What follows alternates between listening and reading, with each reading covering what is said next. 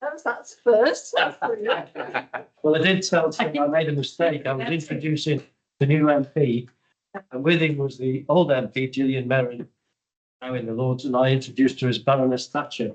And luckily, she had a sense of humour because she's a Labour here. So it was all right. But I got it right with Cherry. That's fine, but I would say that, and I had the privilege of taking the hand of our dear Queen, who's no longer with us. And when we spoke, I did tell her that I was very happy to accept it on behalf of all of you and all of us, all the colleagues that I've ever had the privilege to work with. Okay, right, shut up. These are our reflections at the beginning of our meeting. At the beginning of December, we will be moving into the time of Advent. 4 weeks when Christians and many others prepare for the birth of Jesus. The Advent candles that are lit at the beginning of each week of Advent represent hope, peace, love, and joy. We remember that hope, peace, love, and joy are not only things we all wish and pray for, they are something we make, something we do, something we are, and something we show and give to others. As members of SACRE, we come from differing backgrounds, faiths, and beliefs. We come together with feelings of mutual trust, respect, and care. We know that we share responsibilities that we have chosen to embrace in the knowledge that decisions that we make will have an impact on the teaching of religious education in our county and beyond. We will always endeavour to take time to reflect on matters that come before us, ensuring that we gather information to come to sound decisions. Quoting the wonderful Nelson Mandela, "We can change the world and make it a better place. It is in your hands to make a difference." Thank you. Always love references to Nelson Mandela. Pardon? Always love references to Nelson.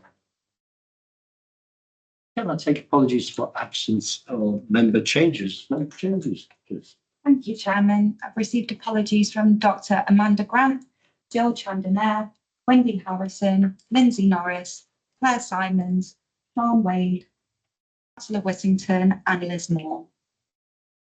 Very much.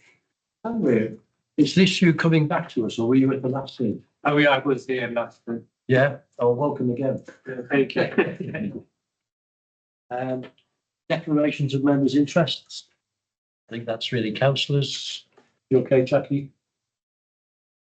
I should mention that Ashley rang and said he would be 45 minutes late because there was a train problem.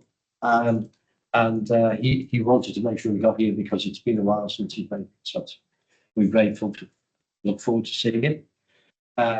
Minutes of the previous meeting of SACRE, which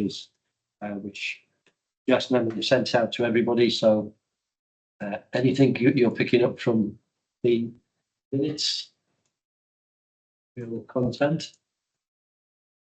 and then we could go on to Gillian, which is described on my agenda as Religion and Worldviews Project. Thank you very much, Chair. This one is an item that was deferred from June. So if I'm being completely honest, it is getting out of date. So I have a presentation here, but I'm going to slightly riff on it to bring it in line with some of the changes that have happened between now and then. There you go. Jess has got my presentation, so it'll come up in a second. May I ask a question? Okay. Front cover is the Worldviews Project. Yes, we called it the Worldviews Project as we were doing it.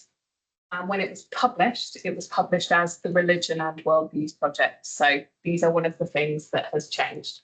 Worldviews is a word that is inclusive of all worldviews, religious and non-religious. It is not a word that indicates secularity, indicates political worldviews. It is a broad term that catches the fact that every human being on the planet has a worldview.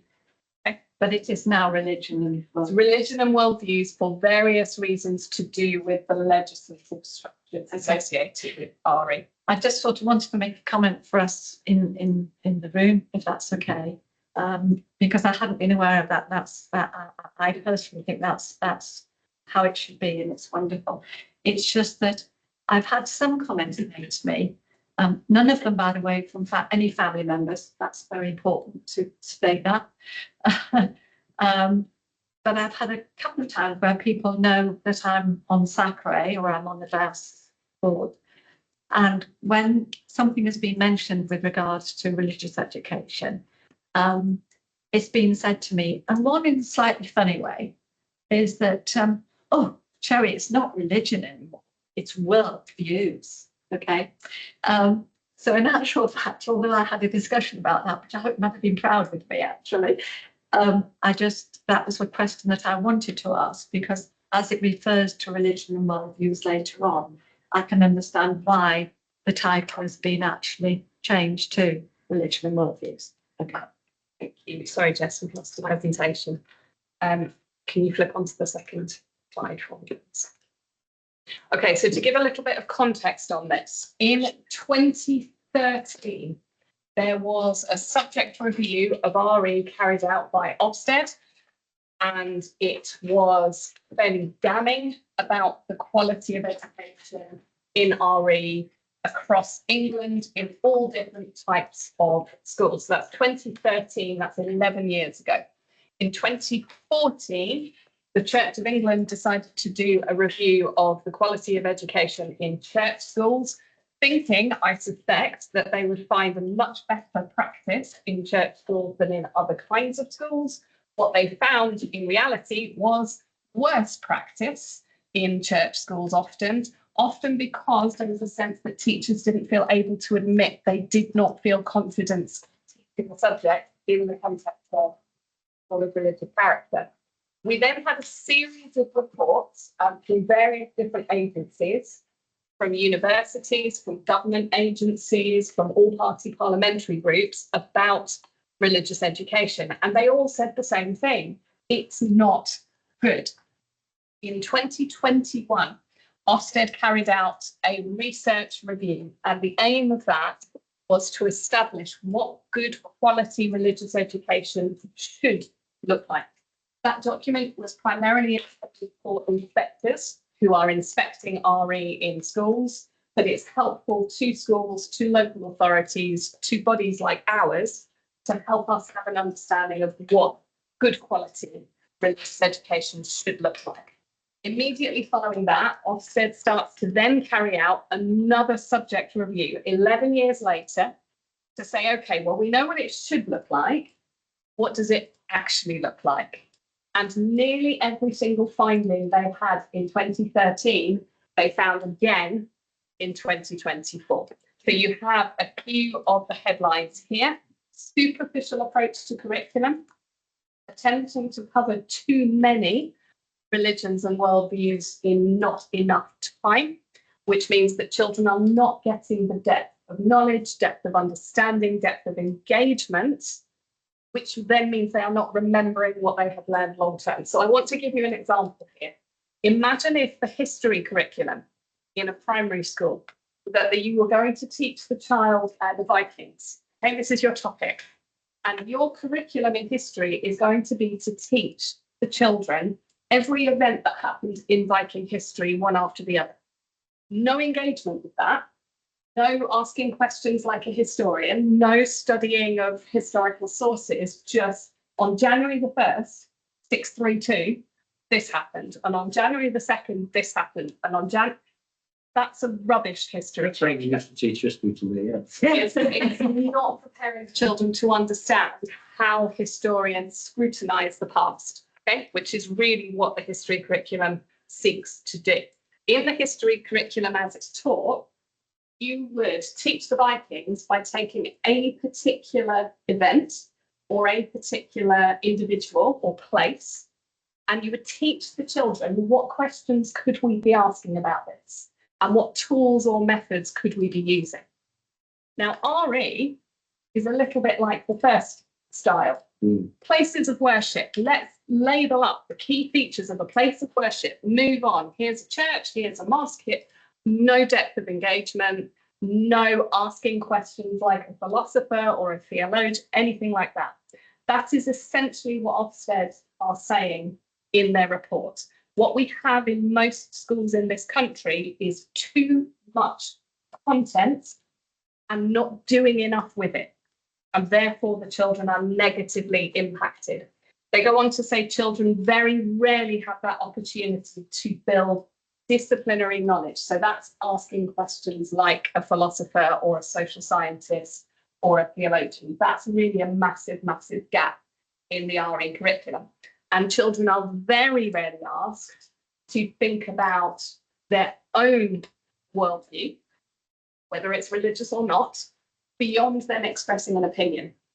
So here we've learned about Easter, we've learned about Christmas. Which one do you think is the most important? The child expresses an opinion, tick, move on. And what should be happening is saying to the child, okay, well, why do you think that? Where does that come from? What in your life has influenced you so that you think that is more important than that? So it's not just what a child thinks or how a child lives or what they believe and value, but why? Where does that come from? But just, I'm interested between the two 10-year reviews that where's been in the investment in this subject? Yep. There's no bursary funding to support. We'll come to that. And also every time. Yeah. We'll come to that. The last key finding is that the ways in which different, and it's more often religions than non-religious worldviews still in this country, the way in which they are presented is in very simplistic and generalized ways. Okay? Every Catholic child is confirmed age 10, every single one of them. Always, that's the rule, right? And every Muslim prays 5 times a day. And yes, okay, Dr. Mohammed is a heart surgeon and he's in the middle of a quadruple bypass, but it's prayer time. So he's out of it. He's going to pray. Okay? Children have this impression that is based on generalizations. Every Sikh carries the 5 Ks. That's what makes them Sikh. Okay? Now, actually, in reality, the data shows that 30% of Sikhs in the UK are baptized Sikhs, Khalsa Sikhs, who are entitled to carry the 5 Ks, which means 70% of British Sikhs aren't. So if we teach the children Sikhism equals 5 Ks, that's inaccurate. If we teach that Muslim worship is primarily about worship in a mosque, that is also not accurate. The experience of the majority of British Muslim women is not in the mosque. It's actually in the home or elsewhere. Okay, so there is a real concern about these very generalized presentations. You are absolutely right. Ofsted does not hold school leaders or teachers of RE to account. It is the only subject knowledge report I am aware of that has ever directly criticised central government and made recommendations to central government. And Ofsted is a branch of central government, so that's quite a significant thing for them to have done. There is a real critique of the legally complex structures that designate RE and a real cry to say we have more than a decade now of evidence that this is not fit for purpose. Please change the structures. In terms of central government, I get exactly what you're saying, but I know, having just been attended as representing us at the SACRE virtual meeting, that in actual fact, the central government might well give that funding. It's whether the local authorities actually then designate that funding to actually allow quite a lot of this to happen. So I think that's something that we need to take on board as well. So one way in which I would want to update the presentation that you've received is to just briefly reference the curriculum and assessment review that is happening right now, instigated by Bridget Phillipson, the Education Secretary. She acted very swiftly once the Labour government came into place. She is reviewing the whole curriculum, taking views from all sorts of key stakeholders, including local authorities. And one of the things that is under discussion right now is whether RE should come onto the national curriculum. Now, if it were to come onto the national curriculum, that would end the role of SACREs as we know it.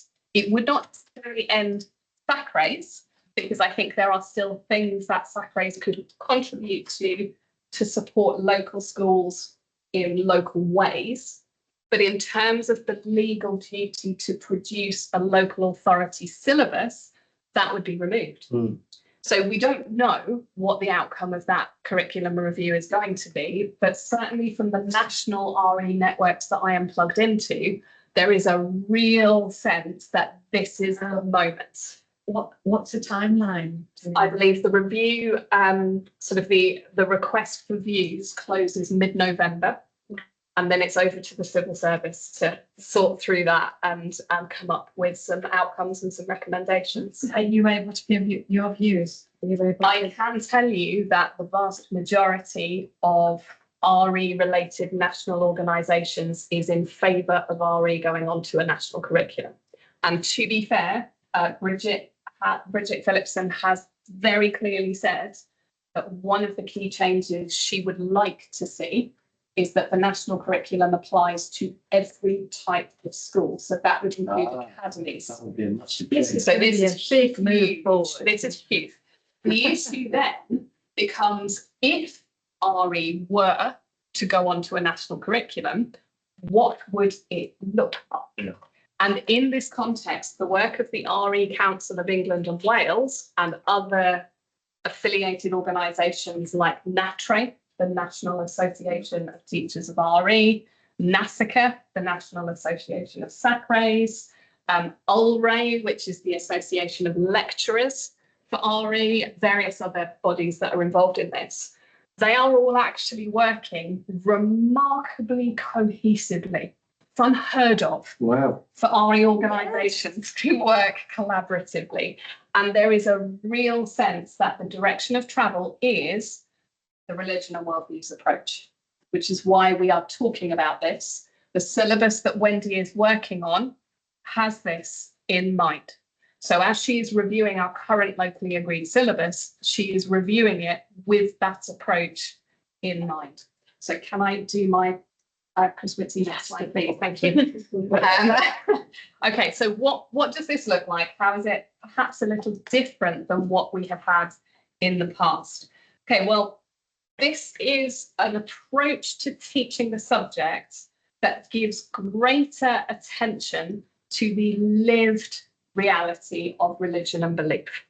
So instead of presenting it in a chocolate box, kind of all Muslims do it like this, all Jewish people do it like that, it actually takes specific, tangible examples of people or groups who are living it. And it asks the children to really dig deeply into what they are doing and why they are doing it like that and how that relates to their context.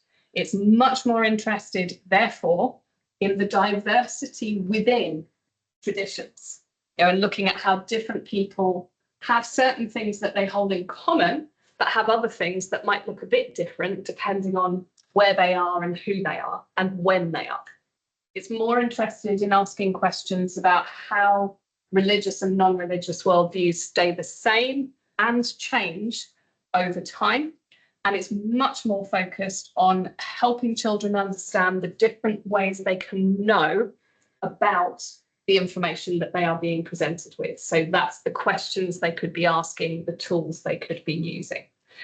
That then leads to a much sharper focus on the children being analytical, being more reflexive, including being more critically aware of their own worldview. So, quick example of what I mean. most children in this country will think it is okay to celebrate Christmas, whether you are Christian or not. Hmm. But if you ask the children to put their hands up to see who celebrated Eid, it's only going to be the Muslim kids who put their hands up. So the conversation then is why? Yeah. Why wouldn't the rest of you celebrate extra presents, kids? Why wouldn't you celebrate Eid? And you begin to help them become aware that there is something about celebrating Eid where you have to be Muslim, but it's a different rationalization when you talk about Christmas. Mm. So they become more aware that there is something about being born in the UK that makes the Christian thing okay, even if you're not Christian, that the same doesn't apply to other faith Can I just traditions. ask, that's a really interesting comment. What about Diwali? They do Diwali. I mean, in a lot of the schools, But they a child wouldn't necessarily celebrate it at home with their families. Quite right. That's more what I mean. yeah. And I mean, you know, as an example, my niece, her father is Muslim, and her father is no longer involved with his daughter's life, Mm. but she is Muslim. She has that heritage. So as a family, we do celebrate Eid. We take her to the mosque because that's part of who she is, and it's important. But if I didn't have my niece, I very much doubt I would be celebrating Eid. Do you know what I mean? So it's that positionality. It's a much greater scrutiny Well, on opens up that. that dimension of secularism as well, doesn't it? Yeah. Because Yeah. Christmas is also now a secular feast. And it's a pity our humanist representative isn't here, because I think she would Yeah. elaborate on that. But this does open up, doesn't it? The It does. discussion. It in helps schools. young people understand that they are not neutral, that their way of being in the world is not the right way or the only way, it is just their way. And helps them understand why they live the way they do and why they have the values they do. When I had the privilege of being a head teacher of a school in London, in Lambeth, we actually did celebrate, all the different festivals, and I know most of it was done at school, but actually we all enjoyed celebrating all those different festivals. And what was, well, just makes me fill up really, but actually watching all of the young people, and in fact some of the parents, but watching all of the young people being engaged in all those different celebrations, that really developed an understanding and an appreciation. So what this approach would do is then say, okay, so what was the significance of participating in that celebration for you? Was it as meaningful to you as it would be for your Hindu friend? And if not, why not? Yeah. Okay, so that real look at reflecting on your own position in the world. So next slide, please. Thank you. So Julian, I'm sorry to Sorry. be a complete pain. Before we go on to the next slide, can I just ask you about the languaging in this pink slide? yes, of course. It's quite niche. And I was looking through it, hermeneutics, I can't even, reflexivity, Yeah. disciplinarity, I know what they mean, but I had to look a couple of those up. That's And- absolutely fine. It just worries me that there is plain English which would cover those. But who is this document intended for? If it's specialists? No. This is intended for RE teachers and leaders. However, we do not teach condensation in the science curriculum as that drippy thing. No, We but teach it as condensation. you do, but these are words that are not, condensation is a specific event. Positionality is a word that already has perfectly good words. And it's very interesting. It's just that those are not regular words out in the world, as it were. So Yeah. fine if it's for specialists. Yeah. I'm a musician. I use musicologist. I use specialist words. So if it's for specialists, then I do understand why they use. Yeah. We use these words with children.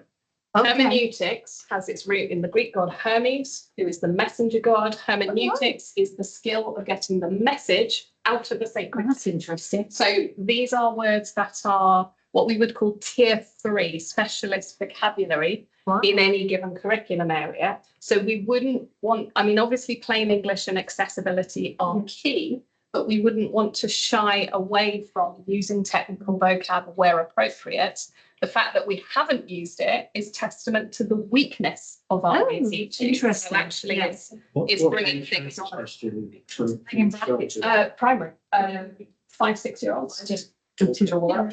Yeah, we could put something in brackets maybe for that one. Be interesting if we went into schools and asked how many colleagues, if they knew what it meant, you know.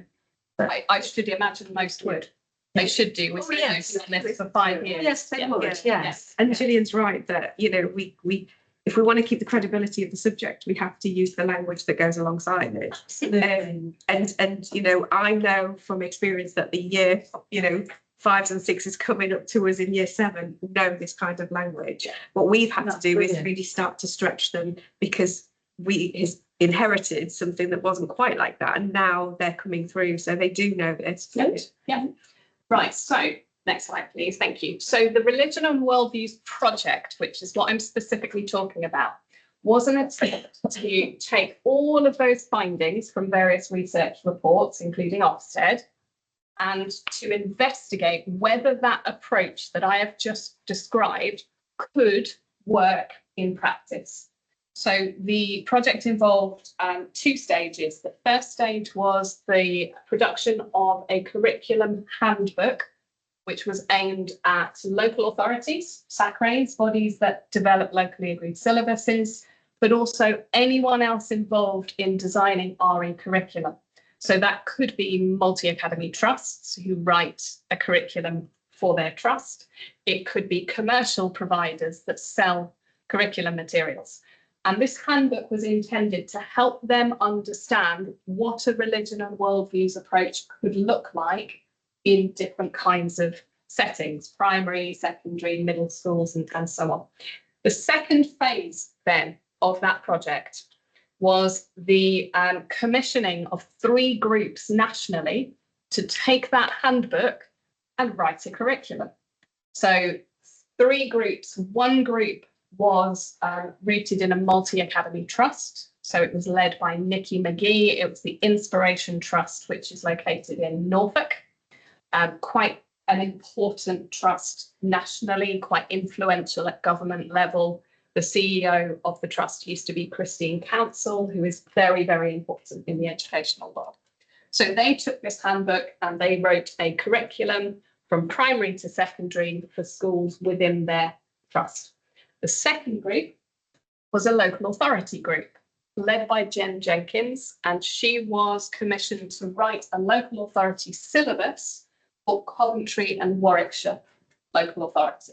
So she was doing what Wendy is doing now, but using this handbook to help her structure the work she was doing.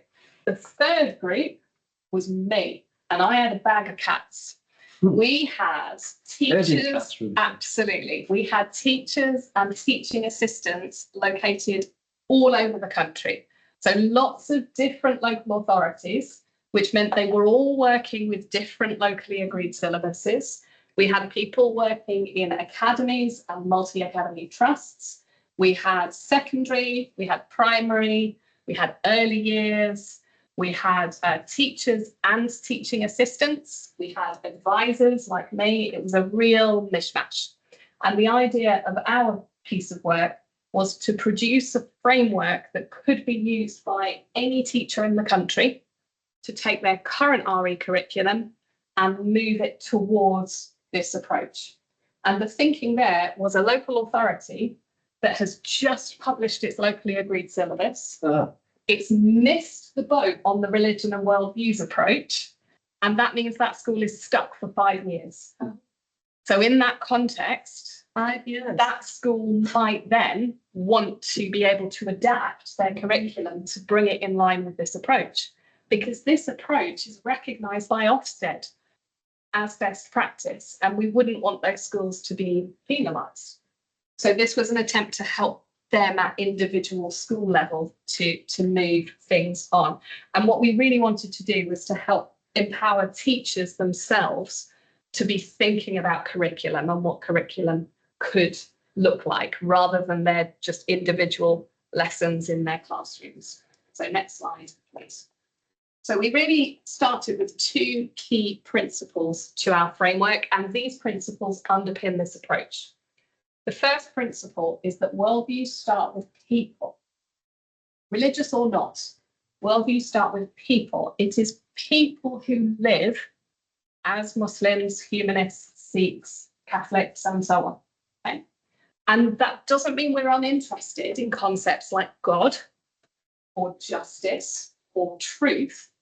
But at a very basic level, it is people who think about those things and talk about those things and try to reason about those things. So normally in an RE classroom, we would see teaching that goes, here's some key beliefs. You know, Christians believe there's one God and God is the creator. Here's a story about that, kids. Can you retell the story? Now let's look at what some Christians do because of that story. Okay. This approach would flip that. It would go, here's a Christian. Here's a Christian. Look at this Christian. They seem to be doing a litter pick. I wonder why they're doing a litter pick. Let's find out more about them. Let's see if they're doing that on their own or if they're doing it in their church. What's going on here then? Oh, hang on. They're talking about it being really important to look after the natural world. Why are they doing that? And we'd still get to the God thing, but we'd start with the people. So the root change. As a way in, yeah. So it's tangibility, it's making it real to the pupils. You give a 7-year-old the word God, and they might have some vague associations with that word from cultural engagement. But if they are not themselves coming from a family that is a family of faith, that word God is empty to them. Yeah.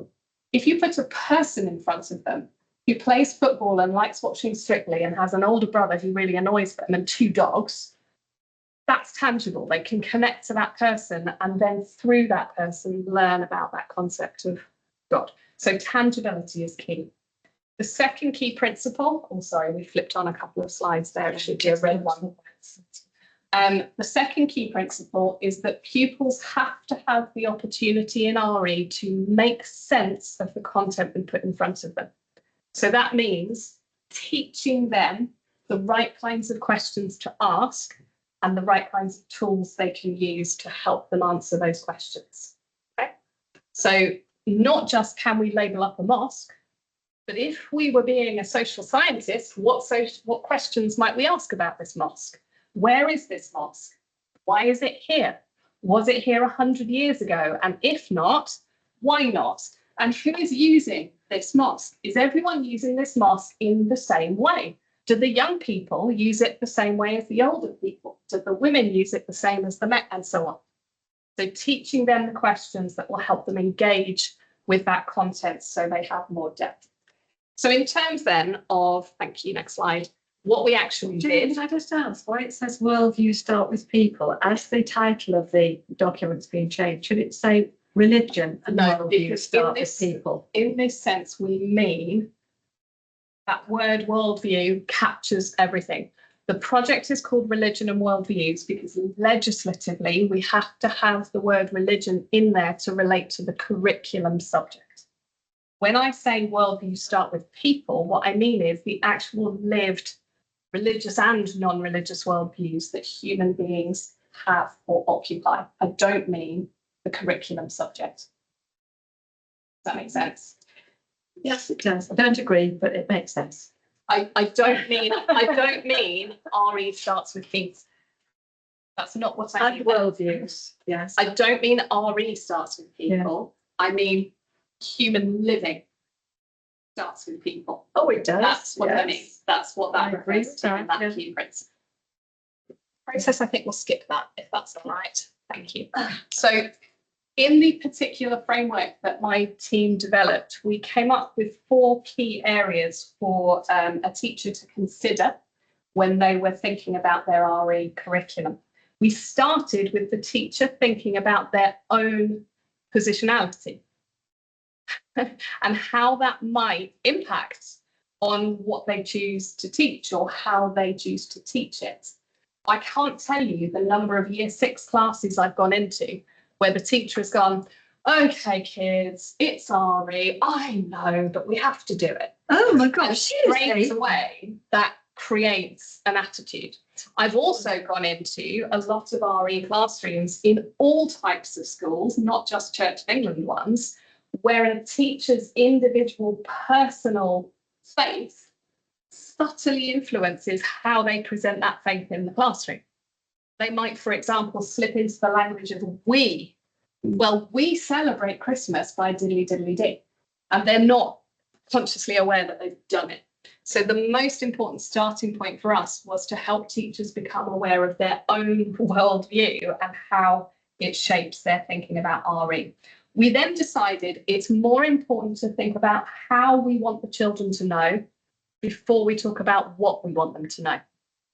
If I want a child to ask a question like a historian, I'm going to give them different things to look at than if I want them to ask a question like a scientist. So the same applies in RE. If I want a child to ask a question like a philosopher, that will change the content compared to whether I want them to ask a question like a social scientist or a theologian. So how we want them to know before what we want them to know. So framing, curricular framing before knowledge selection. And then we had a final section that stepped back and took a bigger picture and said, how is this preparing a child to go out into the real world and engage as a decent human being who treats others with respect, who is curious, who is self-aware, and so on and so forth.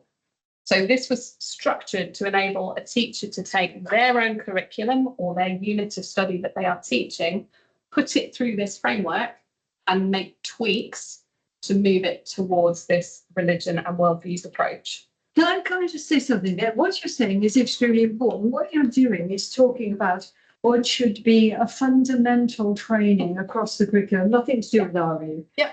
In the sense, you're talking about open, closed, tertiary, secondary questioning.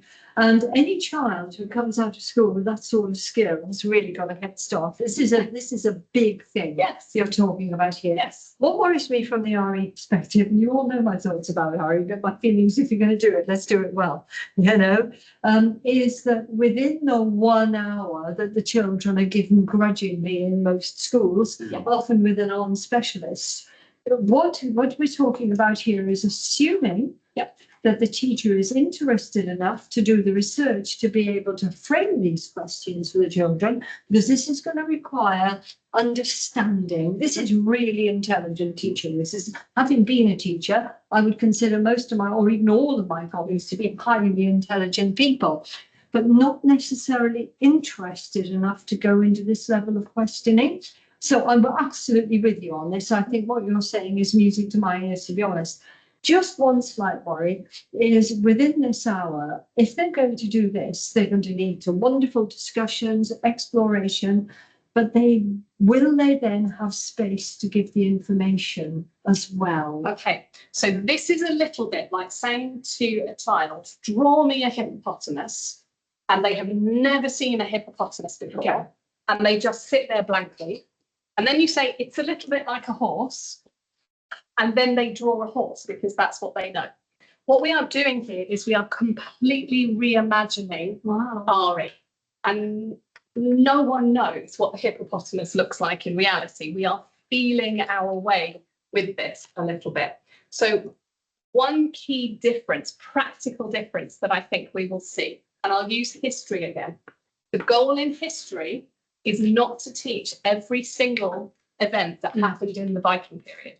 The goal in history is to help the children become more like historians, to help them understand what questions a historian might ask and what tools a historian might use. And we use what we call exemplary content to do that. We don't try and teach them everything. We just pick a particular example, the invasion of Lindisfarne in Northumberland. And we use that as a way to teach them what questions to ask. The same will apply in RE. The goal is not to teach them all the factual information we can about all of the different religions and non-religious traditions. The goal is to help them understand the right questions to ask and the right tools to use. So I don't have to teach all the content.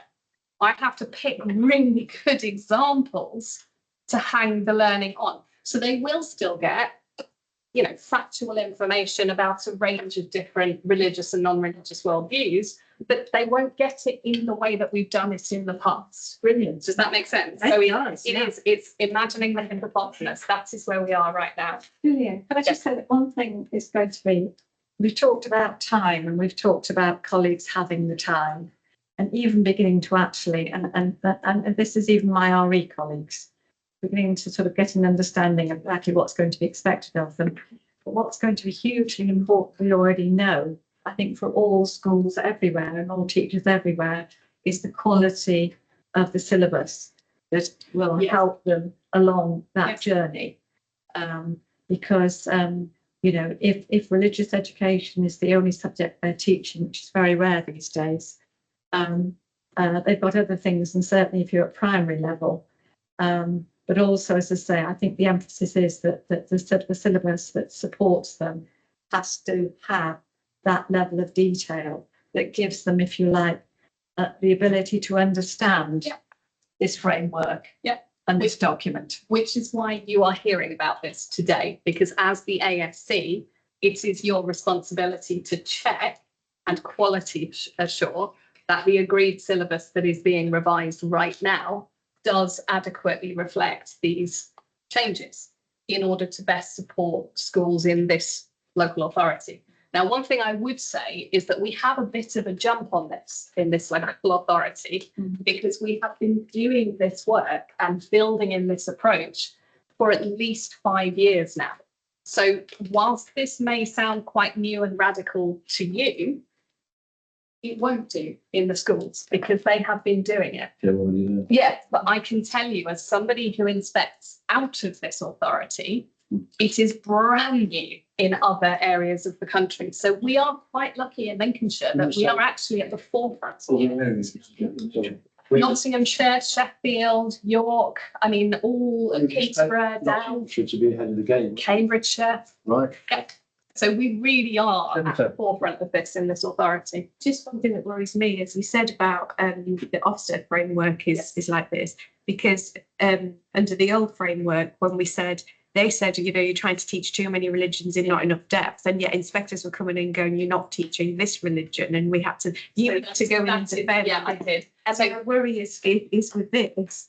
Will the inspectors still want us to be doing something that they expect? Are they familiar with the framework? So the difference is that the subject training that inspectors receive, like for specific curriculum areas, not just RE, any curriculum area. Not every inspector is an expert in every curriculum area, okay? The training that you receive to inspect these different curriculum areas, it's voluntary. So there is no compulsion for Ofsted inspectors to access, for example, the RE subject training. The research review is there, and it is there for them to help them understand what best practice looks like. The fact that it is there allows those schools that experience that situation to turn around and say, hang on, mate, Have you read this? in your own document, it says teaching the big six in not much depth is not best practice. But that does mean that RE leader either needs to have the confidence to push back, or they need to ring someone like me or Wendy to have that conversation with the inspector on the day. And that does happen. So I think it's about, you know, Ofsted is not a perfect organisation.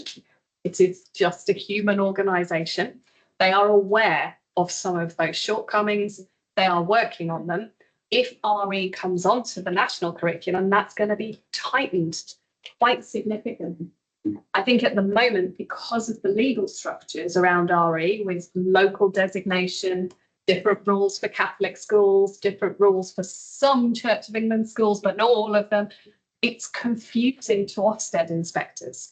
So part of the outcome of this curriculum review is to tighten all of that up so it becomes much simpler to understand what goalposts are, essentially. At a local level. Yeah. If I was to walk into St Peter and Paul's in Lincoln, You'll not see it there because it's Catholic. that's my question. Yeah. Although I have been having conversations with Helen Levy Good. and with Pete Ellis. Yeah. Because my daughter's there, so I've got a vested interest. So one thing I would say. And sending them to. Yes, absolutely. So the most recent Catholic directory, which is the syllabus for RE in Catholic schools, was written with the religion and worldviews approach in mind. Right. The Catholic Education Service is one of the signatories to this approach as part of the RE Council of England and Wales. This is what I mean Yeah. when I say everyone is on board. Yeah, So it really is quite radical. Yeah. Okay. So we designed this. We then asked schools to use it. What did we actually find in terms of the impact for the kids? Can I just leave you on a second? Or do you need the Wi-Fi? Yeah, thank you. Thank you, sorry. Okay, so in terms of the key findings, we found that the children hugely appreciated the sharper focus on context. They were much more engaged. They understood things much better. They were more likely to ask questions about context in their future study of religion and belief. And it helped them avoid that sort of generalizing, that essentializing. They also found the emphasis on positionality, on thinking about their own position, absolutely mind-opening. And it made them much more curious about why other people thought what they thought. And in an area of increasing social media polarization, they were sharply picking up on the nuances of things. I listened to an interview on Radio 4 the other day, the day after the US election, where a US senator was being interviewed, and he talked about the great adventurers who came and set up this brave new nation, filled with curiosity and hope for a new beginning, and how much he valued them for what they did coming to the country and setting up. And in the same part of that conversation said, we need to get rid of the criminal aliens trying to get into the country. Now, these kids would have picked up on that. Yeah. Because they were being trained to notice that person's positionality. They were being trained to notice and be curious about not just what that person was saying, but why they were saying it. So even in the course of about 6 weeks, they were much more critically aware. These are the children who are going to decide my pension. I think this is really important that they have that capacity. Or even, Gillian, when you have your grandchildren wanting to have philosophical discussions with you about this. There we go. Gillian, I'm really excited about this. Yeah. Actually, I want to know much more about this from you. And can I just ask, you're opening the door here. This is, I mean, I can't tell you how thrilled I am to hear you saying these things. Will there be any opportunity within the context of the very small time frame these teachers have to go one step further, and they're opening the door? Will they be able to show them how to research a little bit? Yes, that's There's- integral. Okay. So our third key finding was actually that explicitly, intentionally teaching the children the different ways of knowing that will come under the ways of knowing helped actually prepare them better for life beyond the RE classroom, beyond the school. So this is incredibly powerful for all sorts of reasons. Yes, they have an hour a week. Yes, we have 53% of secondary teachers of RE who do not have a subject specialism in RE, and barely any primary teachers who do. Yes, we have an average of between let's be honest, 0 and 12 hours of subject specific training for primary teachers who are training. We have no subject knowledge bursaries at all. We haven't had training bursaries for secondary teachers of RE for the last, I think, is it 8 out of 10 years, something like that. So all of these structural issues are dire. But that is why Ofsted made criticism and recommendations directly to government, because none of that stuff can be changed without centralised government structural reform of the subject. And this is supposed to be, is it £10,000? I think it's starting. They've put the bursary back in. Yeah. RE is a subject that is really struggling for recruitment. The other subjects that are struggling for recruitment at secondary level have bursaries of £26,000. So we don't have nothing, which we have done for 8 out of the last 10 years, but we don't have parity with the other under-recruited subjects. We still don't have any trainees in Lincolnshire this year. Right. So it is but there is nothing that can be done about that without centralised government change, because it has to do with the legal structures around the subject. And promotion of it as well. Yeah, and the curriculum and assessment review that is going on might be the mechanism to bring about those changes. In the meantime, there are still children in schools who are not being served well, which is why it's really important that you understand the significance of this approach, so that when we are looking at the locally agreed syllabus with Wendy, you are able to look at that and go, is this doing what we think it should be doing? Is this going to prepare children in the way that we would like children in Lincolnshire to be prepared? So I'll leave it there, I think, because I've gone on for a long time there. But hopefully that has given you a little bit of context to better understand the agreed syllabus review that is being carried out at the moment. Well, more of the same, please. Just a question, Gillian. Yeah. Does this mean there will be increased time for teachers to develop? You're in your Catholic schools with your 10%. Yeah. You know? No. I want it for everybody. Yeah, no, I know. It's unlikely because other similar subjects don't get more than the equivalent of an hour a week usually. However, if we are trying to cover less content but do more with it, that hour a week becomes more valuable and more powerful. So my follow-up question then would be, is this something we should think about in terms of when you've got schools that want to develop a particular area, they find ways, don't they, Jennifer?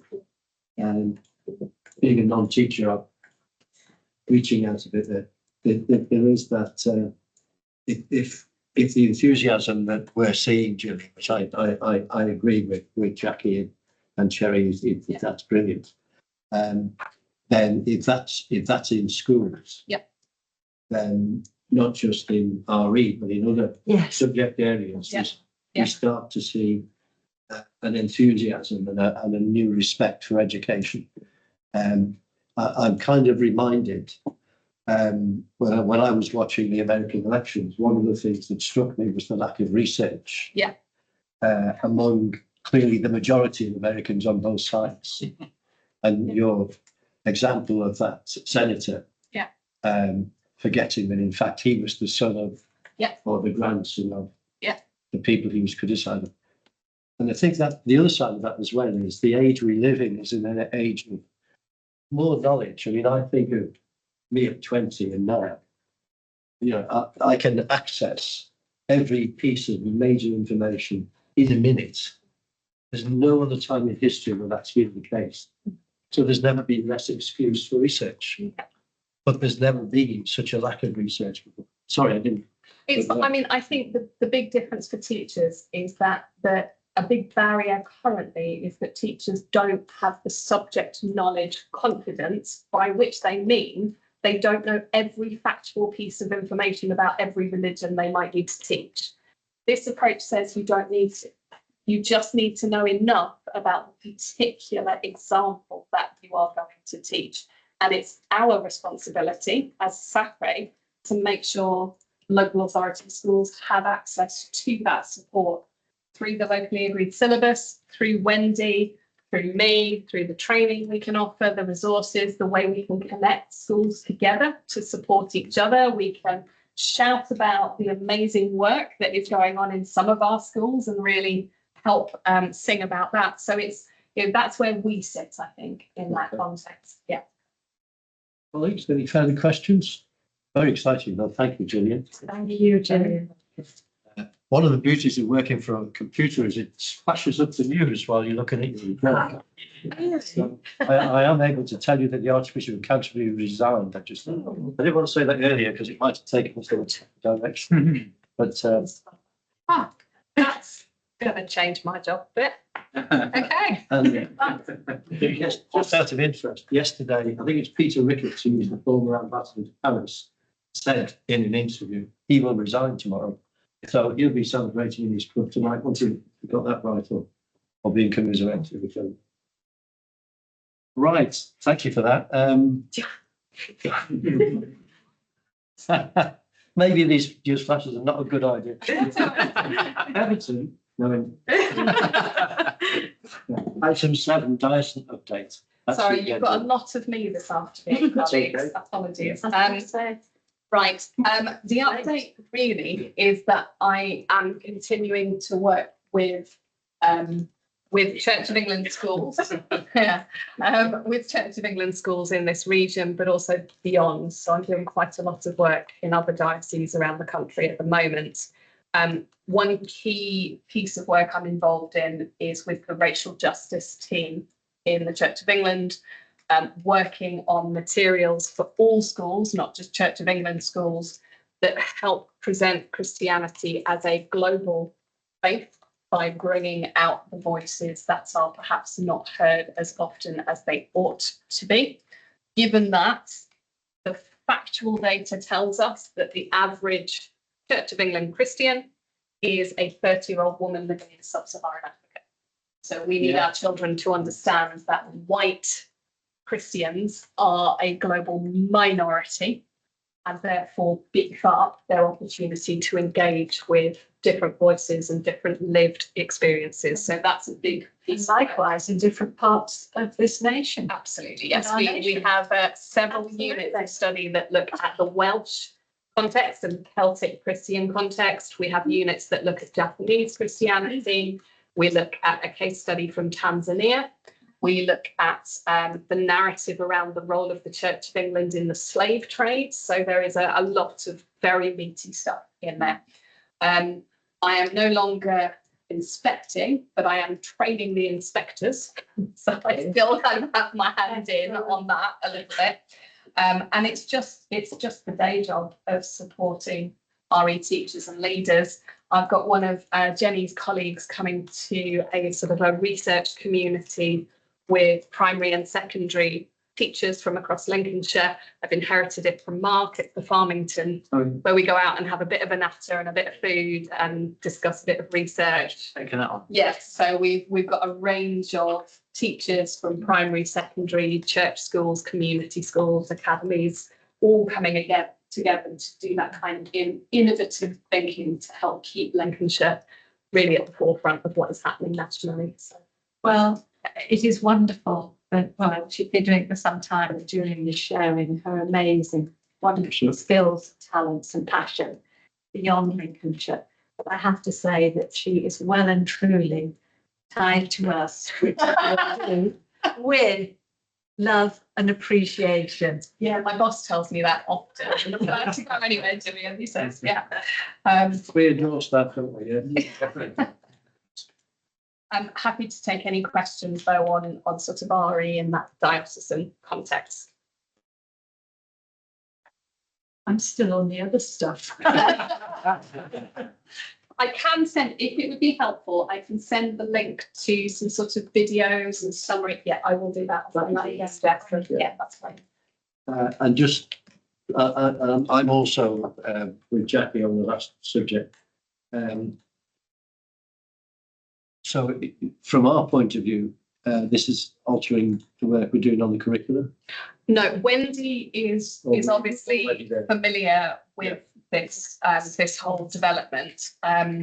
It's like I said, hippopotamus. It's imagining a hippopotamus. So please do kind of credit her for the fact that she is trying to draw a hippopotamus, never having seen one. Yeah. So from we're not doing the update, I don't think today because she's not here. Yeah. But actually, from what I have seen of it, it is at the forefront of her mind. Thanks for that. And coming to you again, Gillian. I am. So this is the inspection of Church of England and Methodist schools. We are legally required to inspect RE in all of our schools. They receive an inspection roughly every 5 years. For some schools, we spend more time and energy looking at their RE than other schools because we have different types of church schools. This is only the local authority schools, not the academies. No, we do both. Oh. So anything that is Church of England, academy or maintained, we inspect them, and part of that inspection is about the quality of education in RE. We have had at this point, bearing in mind I'm now talking about a diocese, which is a different geographic area than Lincolnshire, because we catch North and North East Lincolnshire as well. So we have had 7 inspections so far this academic year, and of those 7, one of them is no, 2 of them are out of Lincolnshire. So 5 of them are in Lincolnshire. In terms of the comments on RE, and these are from the published reports, RE provision is of high quality, extremely valued, very well led. Consequently, the balanced RE curriculum ensures pupils have a good understanding of a range of worldviews and religions, that the language is getting in there, including Christianity.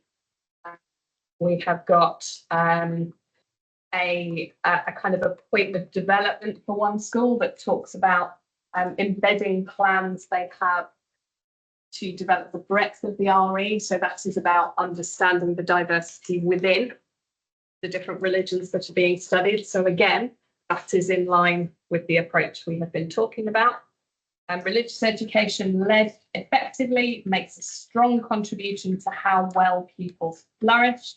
Clear aims, logical structure enables pupils to broaden their knowledge, deepen their understanding. And then we have another one to enrich the RE curriculum by helping pupils engage with people who live these religions. So again, you can see even within the Church of England, we are using this language to hold our schools to account already and have been for some time. So it's a bit of a mixture. Some of them have really strong sort of inspection of the RE curriculum. Some of them recognise that they're on a journey and give them a development point to help them move forwards further, but no major concerns. We haven't had any schools not teaching it or teaching it really badly. Happy to answer any questions on that. Any questions, folks? Your eloquence has defeated us. Just on Ashley made a point earlier, under item 6, religion and worldviews project, one of the things that emerged upside to that is that the changes to RE will apply to academy schools as well as state schools and church schools. And I've got no doubt we'll be talking more about that item 6. For the slides are in your pack. Sorry, Gillian, just between that. RE advisor update. Did you kind of just do that? I don't think we. Oh no, that's think Wendy. that That's is Wendy. isn't it? Sorry. Yeah, so we have 2 items, Chair. There's the update and the syllabus side. Yeah. So that takes me to the works programme. Thanks to everybody. Yes. I just want to raise your attention. There's been no changes, but I'm happy to add anything you guys see fit. We've got some dates, haven't we, to amend? Yes, so the next meeting was previously scheduled for the 11th of March 2025, but due to limited availability, that has now moved to the 25th of February. I think Emily did that a few weeks ago, so that should have already amended in your diary, but if you've not got the appointment, please let me know. In terms of, obviously, we haven't got Wendy here today to take us through the agreed syllabus conference. So I think we're going to defer that item if everybody's okay. And we will reconvene on the update online on, I think we said Tuesday, the 10th of December at 2 p.m. That would be a Teams appointment. But yes, let me know if you're available and I will endeavour to get those appointments out. I think you might have said, just checking with you, I think you might have said Tuesday, the 3rd of December. There were 2 possible dates. Oh, yes. Tuesday, the 3rd. I got I that. very wrong I one. think it might be the 9th. Yeah, the 3rd. Yes, Tuesday, the 3rd, Teams at 2 p.m. Yeah, we're going to do it at 2 p.m. Because I think Cherry had something in the morning. So Hang on a sec, Jenny. Tuesday, the 13th of December. Tuesday, the 3rd. Yeah, okay. that'll just be We'll on- get an invitation. Yes, We'll be yes. right. Well, I just wanted to make sure that everyone was aware before. Hopefully Wendy, we'll need to check with Wendy, of course. Just, there is going to be one there. Is our next full meeting? Oh, I think we were due to have it at the mosque. Yeah, Would that could be. be okay to have it with you. Yeah. Yeah. And I'm happy to do 11 as well while you're in the mosque. Oh, wonderful, thank you. Sorry, happy to do, it's not the other. Number agenda item reflect in. Oh, Is that in February? Yes, and it's in It's the 25th of February now. So Yeah, that's fine, yeah. Is that okay? Yeah, I was a bit confusing because the agenda. I put- Yes, yeah, I think it changed after it was issued, so please accept my apologies for that one. But the work programme will be amended. And like I said, the appointment in all of the diaries should be moved as well. Just on a practical point, is the parking and stuff at the mosque I don't know where it I'm the same, yeah. I mean, only, yeah, issue if it's okay, you have to take your shoes off. Oh, yeah. Yeah, that's So if you've got socks with holes in them like I do. we're getting addressed. I'll tell you as well, it's very much ladies' choice whether we actually cover star heads or not. Yeah, I mean, the way you are, that's absolutely Yeah. fine. The last time we went, it's a choice for. Yeah. That's Ladies. 25th of February is at the mosque there. What's the 3rd of December? That would be, so we were supposed to sit at the agreed syllabus conference, but Wendy offered her apologies today. So that will just be an online meeting just to reconvene that one item. So it's this one, And that's at what time of day? 2 p.m. In that case, that's. No problem. Thank you. Yeah, I need to give mine as well. Yeah, no problem. Thank you. I can attend this moment. I don't think it will be very long. We need to be core at though, don't we? Yeah, we just So- need one from every group. So hopefully, Well, Yes. if you let people know, if I request we let people know now, and if we got enough people who can't, then we could look to the following Tuesday, the 10th, I think, couldn't we? yeah, we haven't checked with Wendy yet. It's This just is literally. Tuesdays, and I do skip work for trainees, and that's always Tuesdays. So I have a class that gets missed every time. And because I've missed today, I just need to be careful how. Absolutely, yeah. Problem. I can have a look at some other dates as well, and Yeah. if Wendy has any other ideas as well, because we only learned that she wasn't coming in last Yeah. night. So yeah, we can see if she can recommend. Could I ask a question, Chair, that I did ask at our pre-meeting? One of the things we're going to discuss today was that not just looking at the syllabus itself and going through that in a detailed way. And of course, we would have had Julian with us, which is very important. Right, okay, so hopefully Julian will already have made comments to Wendy, any comments that she has. But I know that one of the things that came up at our last meeting was the one that's being presented and is going forward in Leicestershire is actually might already in place, I think. Yes. Yeah, it's presented in a booklet in a very special way with all the right pictures, colours, etc., etc. And of course, at the moment, ours just exists as words on paper.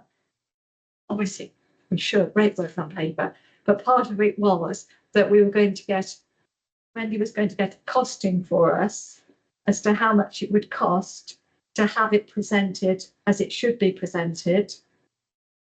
And that is going to have to go to Lincolnshire to have that agreed. So could I just remind everybody that it will be important that we get that costing because we need to put it forward as a SACRE so we can actually have our new syllabus presented in a suitable manner to. Does that have to go to tender, or is that just? I don't know that. Only because I know that Wendy has used a particular graphic designer for the Yeah. Leicester City one. Yes. And I suppose for the sake of simplicity, it would make sense to But use it's whether the we do designer, have to go to but- tender. Right, that. Lincolnshire, we need to ask the question of Lincolnshire. How much you spending? I've got no I idea. think, I have a feeling that it might, no, I'm not going to go there. Don't recall this. I thought it was something like about 2,500. I don't know though. Okay. So just to clarify, the work of SACRE is funded as part of the central schools funding block, Yes. which is an amount of money given by central government to local authorities. And the National Association of SACREs says that you should budget 2% of this central schools services block to the work of SACRE. So I don't know how much the Central School Services Block, the CSSB, how much of that is given to Lincolnshire. But however much of it is given to Lincolnshire, the work of SACRE should account for 2% of that total. That's one of the issues that came at the, sorry, I was in NASA, I do apologise, but the SACRE meeting that I attended on our behalf. And what they said was, in terms of the RE funding, as you know, many local authorities actually don't give SACREs any funding at all, or very limited. But apparently, if you look at the centre, and I haven't had a chance to do this, if you look at the Central School Services block, there is funding identified, the block funding. And then apparently they said, if you divide by 100 times by 2, this of course is the 2%. And that's what should be being given to SACREs. So I don't know where you locate that on our. So I saw records historically 4 or 5 years ago, it would have worked out at the equivalent of somewhere around £25,000 for Lincolnshire. Yeah. And obviously there is the amount of money that is set aside for the revision of the syllabus. So anything else on top of that, like graphic design, would still be drawing down from that money. But of course, it's up to the council how much of that money they actually do give, and some don't give any. But as I say, it's just, I just wanted to bring that up because obviously at the moment, our hopefully wonderful agreed syllabus is words on paper at the moment. So we just need to make sure that we've got the funding to present it in the way we'd like it presented as a document. Thanks very much for that, Terry. You also mentioned in the pre-meeting the idea. Yeah. We should go and look at some other subjects. Yeah, well, just I know that you've already got from Jess, you've already got the SACRE call for evidence response for the DFE curriculum review. And that's really important to read, but actually the best bit to read is the digested version. So you did all get that.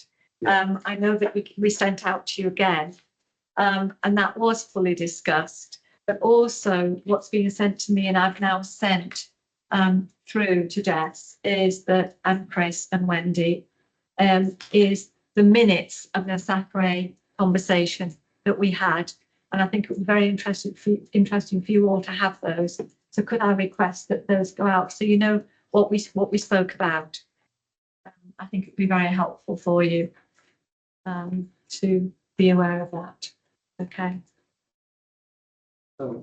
Any further comments, colleagues? And if not, wish you safe journeys back home, and thank you very much for coming in for your very stimulating discussions today. Thanks, particularly. Yes, thank you. Lovely to see everybody. We all remember to just say a prayer or something for Wendy. I think she's perhaps just not there.